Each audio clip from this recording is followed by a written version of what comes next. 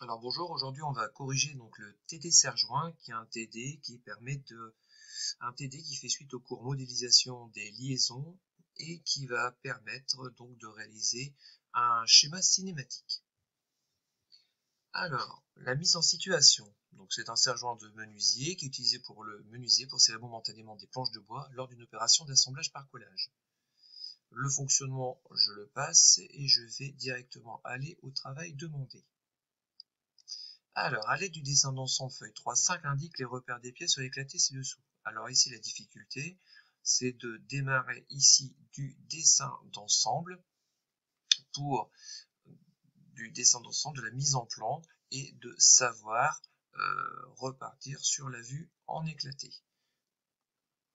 Alors,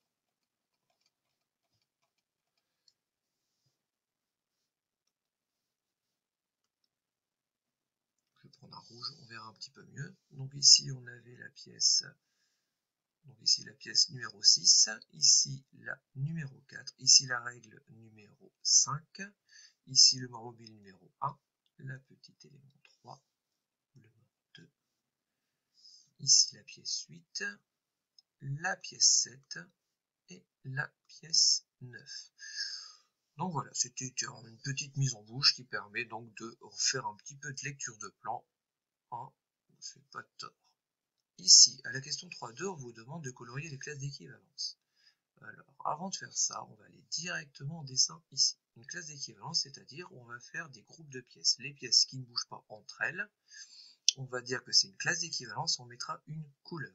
Dès que la pièce va bouger, on va changer de couleur.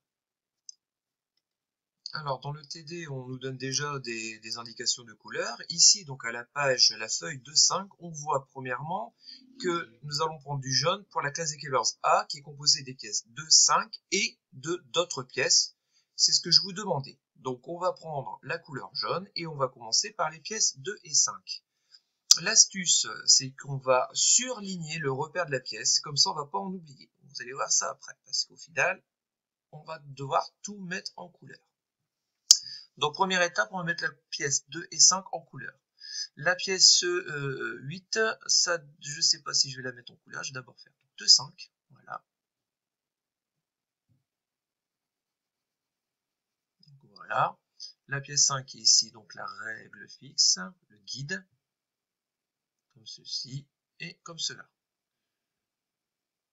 Donc voilà, là c'est les numéros qui me sont déjà donnés. Bah, je vois ici déjà qu'il y a la pièce 9 qui est sur ma pièce 5 en jaune. Est-ce que la pièce 9 est fixée avec la pièce 5? C'est une goupille, donc oui, elle est fixée avec la pièce 5. Si elle est fixée, elle peut faire qu'une seule et même pièce jaune. Donc je vais les mettre en jaune. La pièce jaune, on l'a vu juste avant, elle va s'appeler sous-ensemble A. La pièce 8, je regarde dans la nomenclature, pièce 8, c'est un rivet. Rivet, donc la pièce 2 et 5 sont assemblées par ce rivet. Donc je vais le mettre en jaune, car il forme encore une seule et même pièce jaune. L'unique pièce jaune s'appelle le sous-ensemble A. Je regarde s'il y a d'autres pièces qui sont fixées. Tiens, je vois que la pièce 1, on voit que la pièce 1 va bouger par rapport à la pièce 5, étant donné que c'est le mort mobile. Donc je vais aller voir quelle couleur je dois utiliser pour la pièce 1. La pièce 1, c'est la classe d'équivalence B, elle sera en rouge. Donc hop, je vais prendre du rouge, comme ceci, voilà, et je repars sur mon dessin. Donc la pièce 1 en rouge. Je surligne la pièce 1 et je la mets en rouge. Voilà, alors c'est pas un concours de dessin, le principal c'est de voir un peu plus clair sur ce plan. On va voir que c'est très important après lorsqu'on va étudier les mouvements entre les différentes classes d'équivalence entre les différentes couleurs. Ça sera largement plus parlant avec ce dessin coloré. Ici, on voit qu'on a une coupe AA. Coupe AA, je coupe en deux, je regarde comme ceci vers le bas, donc j'enlève la partie qui est au-dessus de l'axe horizontal. On obtient la coupe AA. Je vais pouvoir colorier cette pièce numéro 1.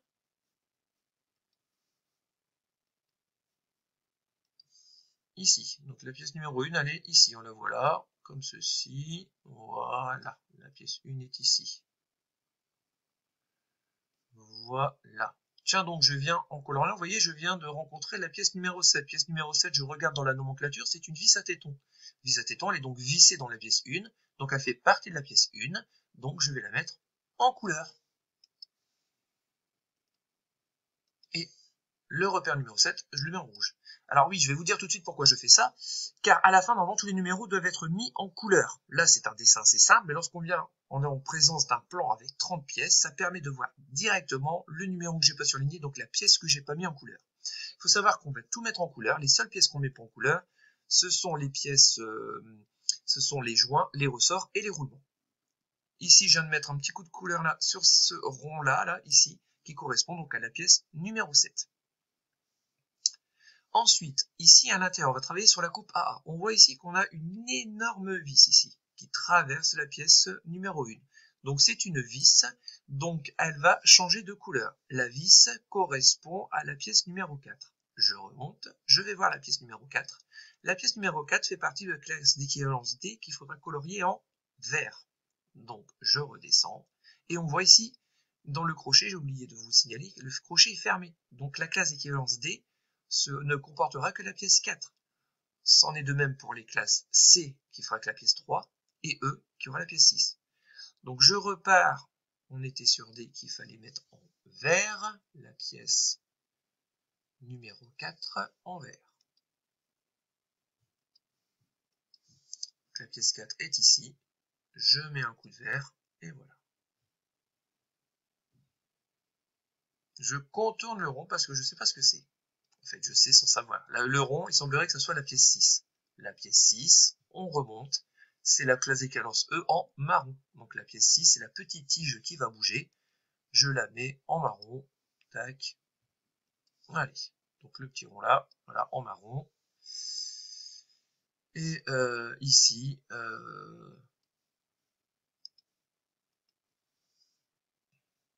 va prendre comme ça en marron. Ok. Voilà, la pièce 6 en marron. On peut faire également, on n'a pas fini la couleur verte. Elle est là. Bon, cette vue-là, nous ne l'avons pas complétée en vert. Il nous reste ici la pièce 3 qui est le piston, c'est-à-dire c'est la pièce qui va aller de gauche à droite, qui va translater de gauche à droite pour venir serrer notre pièce. Elle coulisse dans la pièce rouge et guidée par la pièce 7. Et donc la pièce 3, c'est la dernière, elle est en couleur, c'est la classe d'équivalence C, elle est en bleu. Donc, si vous avez compris, la pièce 3, on souligne en bleu et on la colorie en bleu. Voilà. Et on n'oublie pas sur cette vue-là. Lorsqu'on regarde le dessin, on se dit, tiens, j'ai tout mis en couleur. Non, j'ai oublié la coupe bébé. La coupe bébé coupe la classe d'équivalence jaune. Donc ici, on va mettre du jaune, ici, voilà. Et une fois qu'on a fait ce coloriage-là, voilà, on a tout terminé. On voit bien qu'il ne reste plus de pièces en blanc. Je remonte ici, et on voit que dans certaines classes d'équivalence, il manque des numéros. Eh ben, qu'est-ce qu'on a colorié en jaune? On a colorié la pièce 2, 5, plus la pièce numéro 8 et la pièce numéro 9. En rouge, nous avons colorié la pièce 1 et la pièce 7. Pour vérifier si j'ai mis tous les numéros dans les classes d'équivalence, il suffit tout simplement de compter. 1, 2, 3, 4, 5, 6, 7, 8 et 9. Le dessin d'ensemble est constitué de 9 pièces. J'ai donc mes 9 numéros. Nous allons donc maintenant passer au tableau des liaisons mécaniques entre les classes d'équivalence. Alors moi, je vous conseille, dans le tableau, comme c'est compliqué de savoir qui est A, qui est B, qui est C, qui est D, parce qu'il va falloir à la fois regarder ce tableau, mais également le plan d'ensemble que l'on vient de colorier. Donc moi, ce que je fais, pour que ça soit plus facile, on va remettre tout simplement les couleurs. Voilà, on va remettre les couleurs.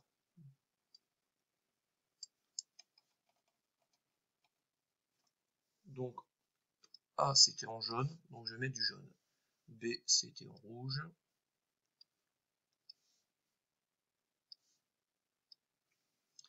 C, c'était en bleu. D, c'était en vert.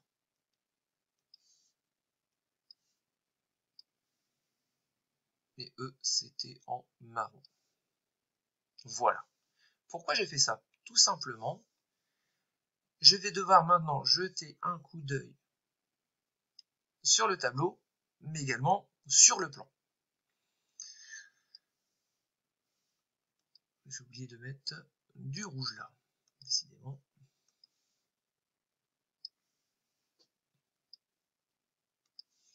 Alors, dans le tableau, on voit qu'on va avoir des translations et des rotations. Translation, c'est un tiroir, c'est-à-dire, vous pensez à un tiroir pour une translation. Et on a trois axes, X, Y et Z.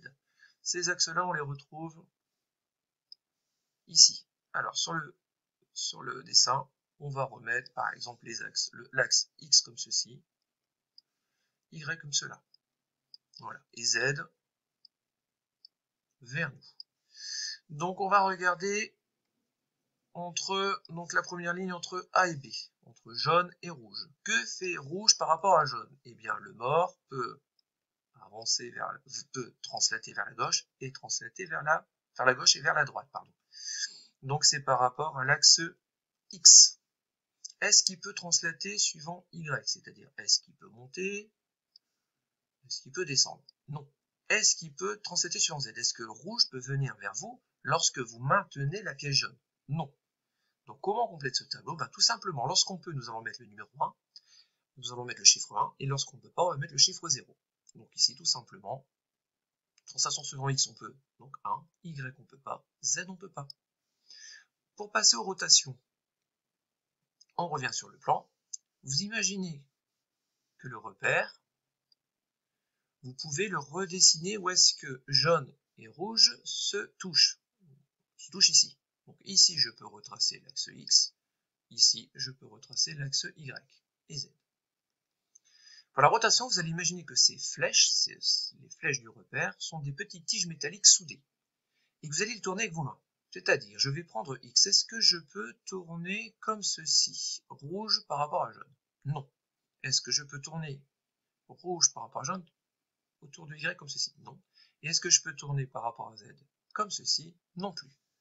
Donc ce sont des zéros partout à mettre. Je répète, 1 on peut, 0 on ne peut pas. Pour la désignation, nous allons aller dans un tableau, le tableau des liaisons. En regardant une translation.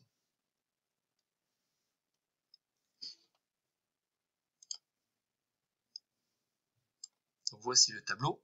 Donc on cherche une translation, ici, degré de liberté. Une seule translation, c'est possible, directement ici, nous voyons une seule translation. Que ce soit suivant X, Y, Z, le principal c'est qu'il y ait une seule translation. La désignation, le nom de la liaison, c'est donc une liaison glissière. Donc ici, je vais noter glissière. Le symbole, il suffit donc de regarder, toujours sur ce tableau, le symbole. Le symbole, il est ici. Donc symbole.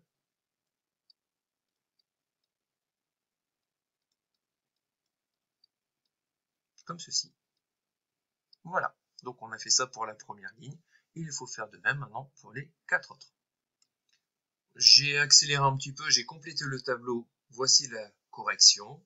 Et maintenant, nous allons passer au schéma, juste ici à la fin. Première étape, mettre tous ces traits-là qui correspondent aux cases d'équivalence A, B, C, D d'une couleur. Nous voyons, une fois que nous avons mis les couleurs, les couleurs sont reportées, on voit déjà un peu plus clair. J'ai remis les mêmes couleurs que les couleurs que nous avions utilisées sur le dessin d'ensemble. Il ne reste plus qu'à mettre dans chaque bulle ici les liaisons que l'on a dessinées dans le tableau auparavant. Dans le tableau, elles étaient en 3 dimensions. Là, nous allons les dessiner à plat. La première liaison était la liaison glissière. Je vais la redessiner ici à plat, comme ceci. Les traits servent de connecteur. Donc, je connecte ici la liaison. Donc, ici, c'était un rectangle. Nous voyons donc que j'ai bien connecté donc ici les 3 connecteurs. Et voici notre schéma cinématique terminé. Nous voyons bien la différence.